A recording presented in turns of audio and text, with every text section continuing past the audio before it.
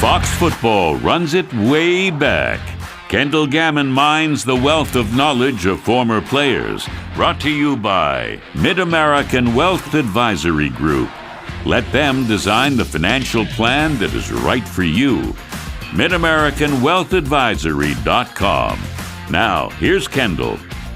I'm joined now by my former teammate down at the New Orleans Saints and former Kansas City Chiefs tackle, Ricky Seigler. Ricky, first and foremost, Happy New Year. Well, thank you, Kendall. Happy New Year to you as well.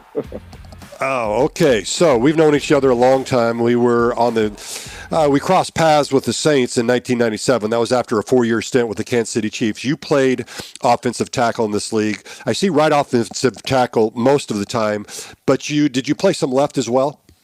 I did. I played some left tackle, also played guard. Oh, okay. Gotcha. So, yeah. All right. Well, I think you are the perfect person to tap and talk about the offensive line of Kansas City. Of course, they have 3 Pro Bowlers going in the 23 season, and of course, all hoping that they don't get to play because they want to be in the Super Bowl.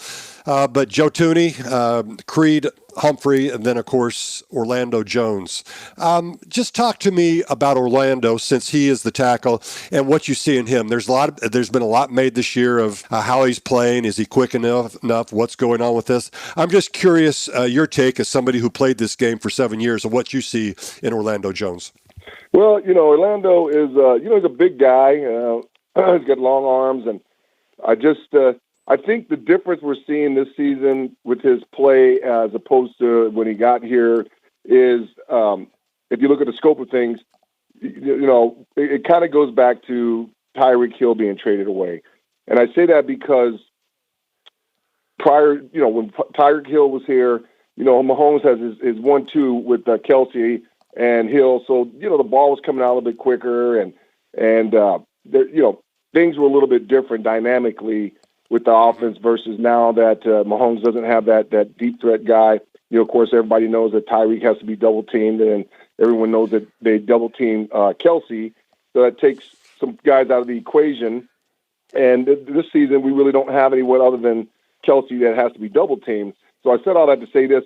Mahomes is having to go to different receivers, and if Kelsey's covered up, so we've got some new guys in the system, and so things take a little bit longer to develop. His game has changed, and so the protection's got to last a little bit longer. And so I see that it's been somewhat of adjustment from our tackles. Our interior guys have played great, but tackle play's been lacking a little bit this season. Some little bit more pressures, and so I think that's kind of been something. I know a lot of people don't see it that way, but if you look at the overall game, I see that's a little bit why there's been more pressure, I believe. He's a good athlete, could be better, footwork wise and all that good stuff. But I think that's why there's been somewhat of a decline from last season to this season. Speaking with Ricky Seigler, a former Kansas City Chief offensive tackle, 7-year NFL veteran. Ricky, 3 of the 5 linemen go to the Pro Bowl.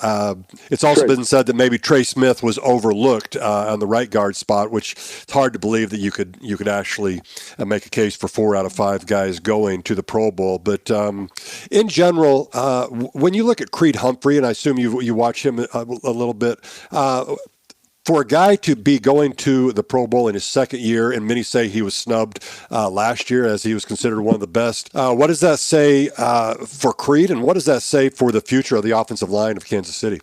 I think it's great. I was happy to see him make it to the Pro Bowl. I think he had a Pro Bowl worthy season last year. It's tough as a rookie. Last year was his rookie year, and at that position, you got a lot of veteran guys out there that have been playing for a long time.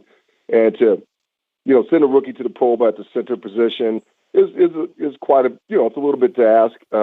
Yep. But he proved that he's, going into his second year, he's played well. He's been consistent. There's been no decline in his play. The center is, the quarterback of the offensive line, calls out the coverages and different things, and so he's proven himself to. Although he's a young guy, to be very savvy, technically sound, and I'm excited that we have a guy that's had some big shoes to fill in there. We've had some good centers. I played with one of the best in Tim Grunhard, and he had some other guys that came after Tim that were very sound, and now we have a guy that will hopefully be if you will, a franchise center for the Chiefs organization. Yeah, no doubt about it. And I meant to follow up with this question first, but we'll end with this and give your thoughts on the game today. You were talking about Orlando Jones, and of course he was a right tackle at one point also. You've played both sides. Can you explain just a little bit to our listeners how very different and how very difficult it is to transition from one side of the line to the other? Well, and the difficulty is, and it just depends on your quarterback. So with Mahomes being a right-handed quarterback, the left side of the line is what we call the blind side. So obviously, if he's got pressure coming from his front side, he can see and make an adjustment. But unless you have eyes in the back of your head, you can't see. So that backside, or as they say, the blind side of a quarterback has always been the most vulnerable side. And so historically, teams, their best pass rusher is a right rush in, which would be our left side. And that, knowing that the quarterback can't see that guy coming from his blind side. So that's why left tackles in the past have been like the highest paid on the line, because they had the biggest task of having to protect the quarterback's blind side. And, of course, if you play right tackle and your quarterback's right-handed, he can at least see that pressure coming if you get beat or whatever, and make an adjustment, step up in a pocket or whatever. So left tackle has been a difficult position because you typically face the most difficult pass rusher, the best pass rusher on a team's defense.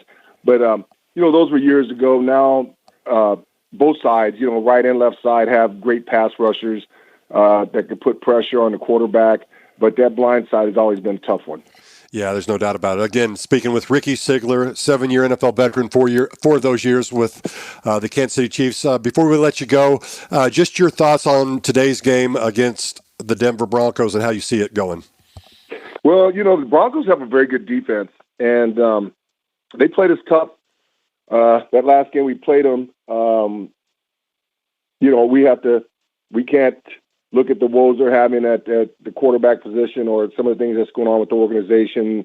They just fired their head coach, and things seem to be in disarray or chaotic there. But what people should understand is, regardless of your team record, these are professionals. They get paid.